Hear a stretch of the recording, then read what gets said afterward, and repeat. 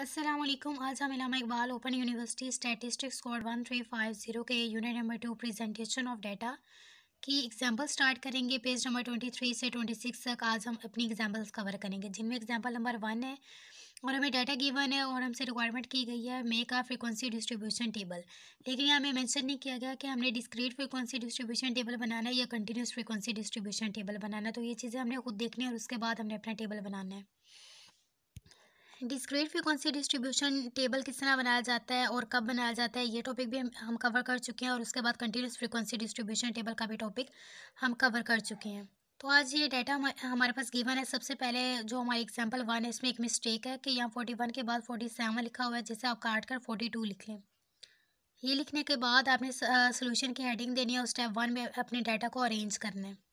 Data को statistics में जब भी कोई क्वेश्चन सॉल्व किया जाता है, सबसे पहले अपने डाटा को अरेंज किया जाता है, जिस तरह हमने अपने डाटा को अरेंज कर लिया असेंडिंग से डिसेंडिंग ऑर्डर में।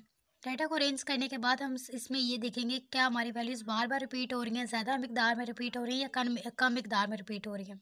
तो हम देखेंगे कि इस डाटा में जो हमारी वैल्यूज़ हैं सिर्फ 2 दफ़ा रिपीट हो रही हैं। जैसे 2 दफ़ा 22 आया हुआ है, 22 की फ्रिक्वेंसी 2 है। इस तरह हमारे पास 46 की भी फ्रिक्वेंसी 2 है। तो हमारे पास वैल्यूज़ कम मिकदार में यानी कि कम तादाद में रिपीट हो रही हैं, तो ये शो कर रहा है कि यहाँ कंटिन्यूस फ्रीक्वेंसी डिस्ट्रीब्यूशन टेबल बनेगा। इसके बाद हम सेकंड स्टेप करेंगे, जिसमें हम अपने डाटा की रेंज फाइंड करेंगे। रेंज फाइंड करने से भी हमें पता चलेगा कि हमें किस टाइप का टेबल यहाँ कंस्ट्रक्ट करना है। रेंज फाइंड करने के लिए सबसे पहले हम क्या करेंगे, रेंज की हेडिंग देंगे। स्टेप 2 रेंज की हेडिंग देंगे। रेंज फाइंड करने के लिए रेंज फाइंड की जाती है large value minus small value. आप इसे 3 तरीके से लिख सकते हैं। आप पूरा भी लिख सकते हैं, large value minus small value, maximum value या मिनिमम वैल्यू भी आप लिख सकते हैं, या ग्रेटेस्ट वैल्यू या greatest value minus smallest value भी आप लिख सकते हैं। तो मैं रेंज फाइंड करने के एल माइनस एस लिखना पसंद करती हूँ। ठीक है, अब एल माइनस एस लिखेंगे, यानी कि largest value minus smallest value. आपने अपने डाटा में देखना है कि आपके पास सबसे बड़ी वैल्यू कौन सी है। सबसे बड़ी वैल्यू आप देखेंगे आपके पास 46 है, आप इसे मार्क कर लें। फिर आप देखें आपके पास सबसे छोटी वैल्यू कौन सी है, आपके पास सबसे छोटी वैल्यू 8 है, आप इसे भी मार्क कर लें। ठीक है, ये मार्क करने के बाद अब अपने रेंज फाइंड करनी है, अपने इन वैल्यूज़ को अपने फार्मूला में पुट करना है। 46 माइनस 8, 46 माइनस 8 करें तो हमारे पास आंसर आता है 38। अब ये 38 भी शो कर रहा है कि इसकी रेंज बड़ी है, यानी कि ये सिंबल भी शो कर रहा है कि यहाँ कंटिन्यूस फ्रीक्वेंसी डिस्ट्रीब्यूशन टेबल बनेगा। हमने दोनों चीज़ें फाइंड की। सबसे पहले हमने अपने डाटा को अरेंज किया, उससे भी हमें शो हुआ कि हमने कंटिन्यूस फ्रीक्वेंसी डिस्ट्रीब्यूशन टेबल बनाना है। सेकंड पे हमने रेंज फाइंड की, जो कि बड़ी आई, ये भी शो कर रही है कि यहाँ पे कंटिन्यूस फ्रीक्वेंसी डिस्ट्रीब्यूशन टेबल बनेगा। अब हम अपना continue frequency distribution table construct करेंगे। अब हम स्टेप 3 की हेडिंग देंगे, जिसमें हम लिखेंगे नंबर ऑफ ऑब्जर्वेशंस।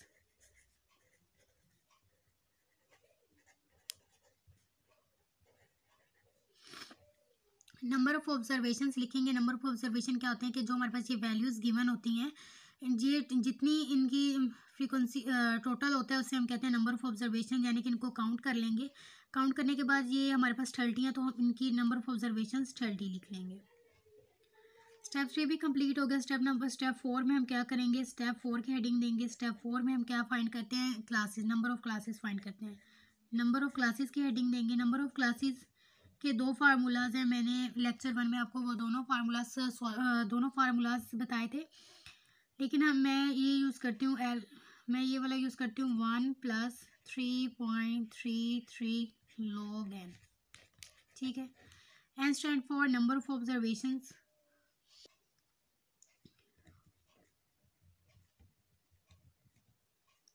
लॉग का साइन आ जाएगा और एन में नंबर टोटल, ये जो हमारे पास थी ना नंबर ऑफ ऑब्जर्वेशन, इनकी वैल्यू पुट कर लेंगे।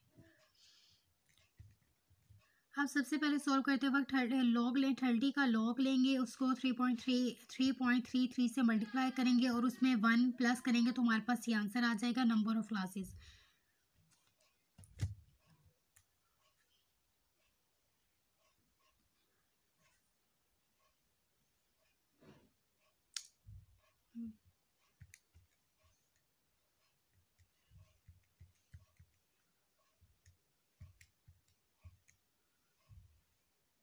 हमने जब अपने इस वैल्यू को सॉल्व किया तो हमारे पास आंसर आया है 5.91। ठीक है, हमारे पास आंसर आ गया 5.91। हम इस आंसर को यहाँ पे लिख देंगे 5.91। ठीक है, अगर इस वैल्यू को राउंड अबाउट करके लिखा जाए तो इसे 6 भी लिखा जा सकता है। ठीक है, अब हमने नंबर ऑफ क्लासेस भी फाइंड कर ली। नंबर ऑफ क्लासेस फाइंड करने के बाद 5th स्टेप करेंगे हम। 5 स्टेप हम फाइंड करेंगे क्लास इंटरवल।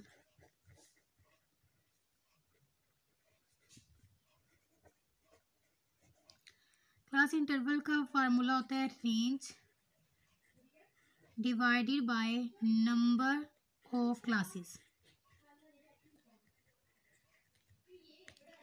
ठीक है, रेंज भी हम फाइंड कर चुके हैं, हमारे पास रेंज का आंसर आ चुका है 38। हम यहाँ 38 की वैल्यू पुट कर देंगे। उसके बाद हम नंबर ऑफ क्लासेस भी फाइंड कर चुके हैं जिनका आंसर हमारे पास आया है 6। आप चाहें तो 6 लिख लें और आप चाहें तो 5.91 भी लिख सकती हैं। ठीक है, मैं यहाँ पे 6 लिख रही हूँ। ठीक है, 38 डिवाइडेड बाय 6 करेंगे तो हमारे पास आंसर आ जाएगा 6.3। आप 6.3 भी लिख सकते हैं और इसे सिर्फ 6 भी लिख सकते हैं, ये आपके पास आंसर आ जाएगा। अब हमने सब चीज़ें फाइंड कर ली। हमने स्टेप 1 में डाटा को अरेंज किया, सेकंड स्टेप में हमने रेंज फाइंड की, थर्ड पे हमने अपने नंबर ऑफ ऑब्जर्वेशंस लिखे हैं, फोर्थ स्टेप पे हमने नंबर ऑफ क्लासेस फाइंड किए हैं फार्मूला की मदद से, फिर फिफ्थ में हमने क्लास इंटरवल फाइंड किया, ये भी फार्मूला की मदद से। अब हमने सारा डाटा अपना कंप्लीट कर लिया। हमें जो चीज़ें टेबल बनाने के लिए रिक्वायर्ड थी वो हमने फाइंड कर ली। अब हम अपना टेबल कंस्ट्रक्ट करेंगे। स्टेप 6 में हम टेबल अपना बनाएंगे, टेबल की हेडिंग देंगे, फिर लिखेंगे continuous frequency distribution table.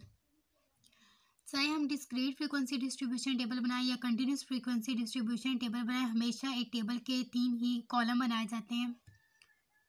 Discrete में कॉलम 1 में आप किसी भी वेरिएबल का नाम लिख सकते हैं, लेकिन कंटिन्यूस फ्रीक्वेंसी डिस्ट्रीब्यूशन टेबल बनाते वक्त आपने कॉलम 1 में क्लास इंटरवल की हेडिंग देनी है। फर्स्ट में क्लास इंटरवल की हेडिंग दी जाएगी, सेकंड पे टैली मार्क्स की हेडिंग दी जाएगी और थर्ड पे फ्रीक्वेंसी की हेडिंग दी जाएगी। हमने अपना टेबल बना लिया। फर्स्ट में हमने लिखा है क्लास इंटरवल। आप क्लास इंटरवल को CI भी लिख सकते हैं, फिर टैली मार्क्स भी लिख सकते हैं और थर्ड पे फ्रीक्वेंसी की जगह F भी लिख सकते हैं। अब हमने अपने क्लास इंटरवल का कॉलम फर्स्ट पे सॉल्व करना होता है, सेकंड पे हमने फ्रीक्वेंसी और थर्ड पे हमने टैली मार्क्स बनाने होते हैं। क्लास इंटरवल बनाने के लिए आपने अपने डाटा में देखना है कि सबसे छोटी वैल्यू क्या है। आपके डाटा में सबसे छोटी वैल्यू 8 है। आप चाहें तो 8 से अपना टेबल यानी कि इस कॉलम को फिल करना स्टार्ट कर सकते हैं और चाहे तो उससे छोटी वैल्यू से भी अपना टेबल स्टार्ट कर सकते हैं और उससे बड़ी वैल्यू से भी, ये हमारी अपनी चॉइस। तो हम चाहें तो 8 से भी क्लास इंटरवल बनाना स्टार्ट कर सकते हैं और एग्जाम्पल में 7 से स्टार्ट किया हुआ है और हम 7 से भी चाहें तो हम भी 7 से स्टार्ट कर लेते हैं। अगर हम 8 से बनाना स्टार्ट करेंगे, क्योंकि हमारे डाटा में सबसे छोटी वैल्यू 8 है, तो हमारा ज़्यादा सही रहेगा। लेकिन अगर हम 7 से कर लें, 6 से कर लें, 5 से कर लें या 10 से कर लें, तभी हमारा क्वेश्चन गलत नहीं होगा। तो हम अपने डाटा को क्लास इंटरवल को 7 से स्टार्ट कर रहे हैं। अब देखिए हमारे पास क्लास इंटरवल क्या निकला था। क्लास इंटरवल हमारे पास आया था 6 आया था। अब हमने 6 का गैप देते हैं, 7 के अंदर 6 का इंटरवल देना, 7 + 6। ठीक है, ये आ गया 13। 7 के अंदर आपने इंटरवल की जो हमारे पास इंटरवल की वैल्यू थी 6, आपने उसको ऐड कर देना है। 7 + 6 तो आपके पास 13 आ गया। लेकिन ये वैल्यू आपने यहाँ पुट नहीं करनी। ठीक है, आपने ये वैल्यू नीचे वाली क्लास में पुट करनी है। ठीक है, 13। अब 13 में से 1 माइनस कर देना। इस वैल्यू में से जो आपका यहाँ पे ऐड करने के बाद आएगा, आपने 1 माइनस करके ये वाला आपने अपनी अपर लिमिट्स बनाते जाना है। अब 13 में से आप 1 माइनस कर दें। 13 में से आप 1 माइनस करेंगे तो आपके पास आएगा 12, तो आप यहाँ 12 लिख दें। ठीक है, अब इस 13 में दोबारा से 6 का इंटरवल दें। 13 + 6 आपके पास आएगा 19। पहले हम ये सॉल्व कर लेते हैं। 19 आ गया। 19 के बाद 19 में आप फिर 6 का इंटरवल ऐड करें तो 25 आएगा। इस तरह आप 25 में फिर 6 का इंटरवल देंगे तो आपके पास 31 आ जाएगा, फिर 37 आएगा, इस तरह 43 आ जाएगा।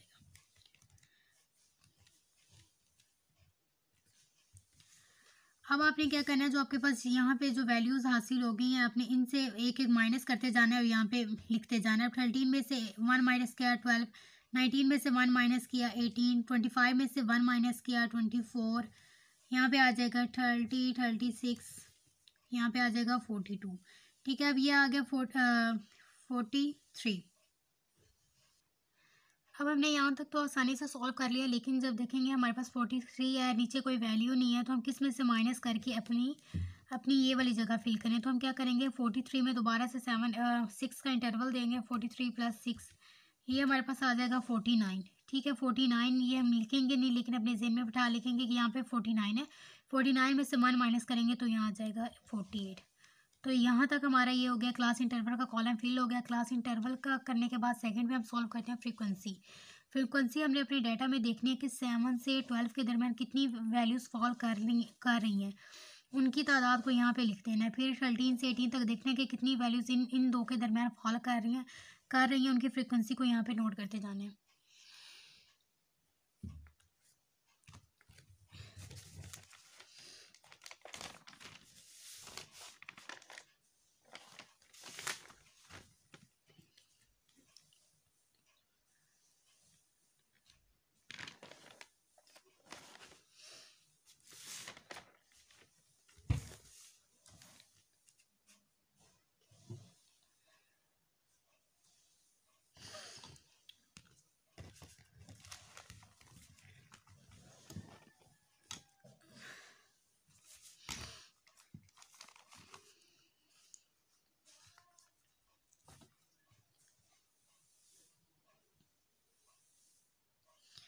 अब आप देखेंगे 7 से 12 था, कोई वैल्यू 7 से लेकर 7 से छोटी वैल्यू ऐड नहीं करनी है आपने। 7 से लेकर 12 तक, 12 से बड़ी नहीं होनी चाहिए और 7 से छोटी नहीं होनी चाहिए।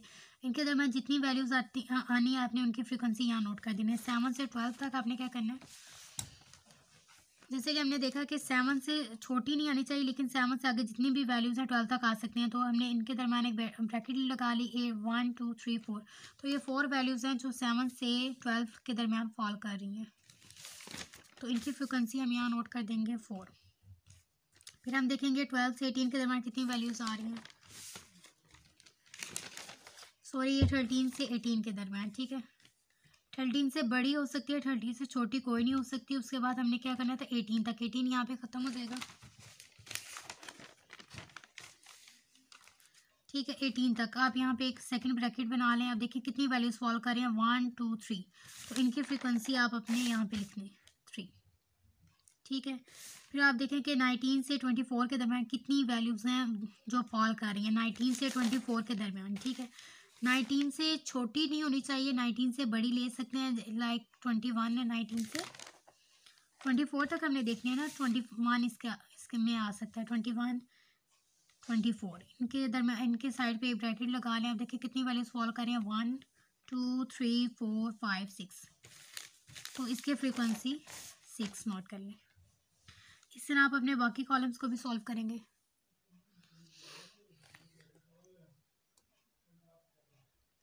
इस तरह आपने अपनी फ्रीक्वेंसी का कॉलम फिल कर लेना है, लेकिन फ्रीक्वेंसी का कॉलम फिल करने के बाद आपने देखना है कि आपकी फ्रीक्वेंसी का टोटल इतना ही होना चाहिए जितनी आपकी नंबर ऑफ ऑब्जर्वेशंस है।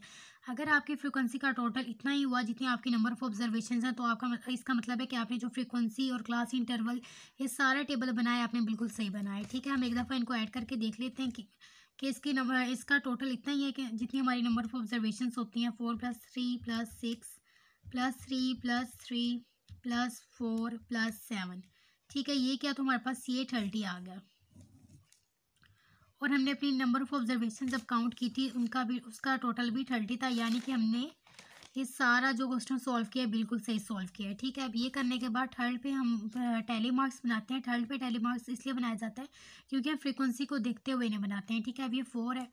4 के मार्क्स बनाने के लिए 1 2 3 4, 1 2 3, 1 2 3 4, 5 हमें 5 की जो लाइन है ना, इसके आगे नहीं लगाई जाती, 5 की लाइन इनको कट करती हो जाती है। ठीक है, 5th लाइन, 5th हो गया 6, 1 2 3।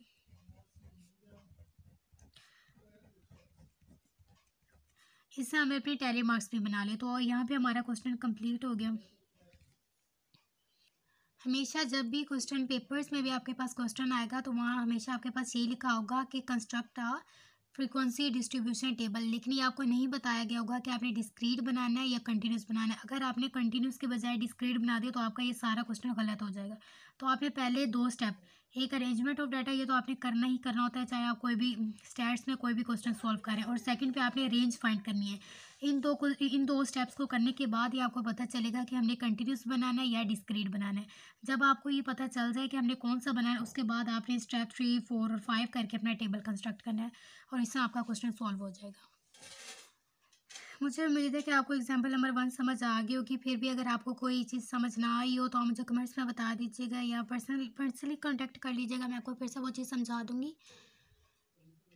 अब हम अपनी नेक्स्ट वीडियो में एग्जाम्पल सेकंड करेंगे, क्योंकि अगर मैंने इसी वीडियो में समझाए तो फिर वीडियो बहुत ज़्यादा लंबी हो जाती है।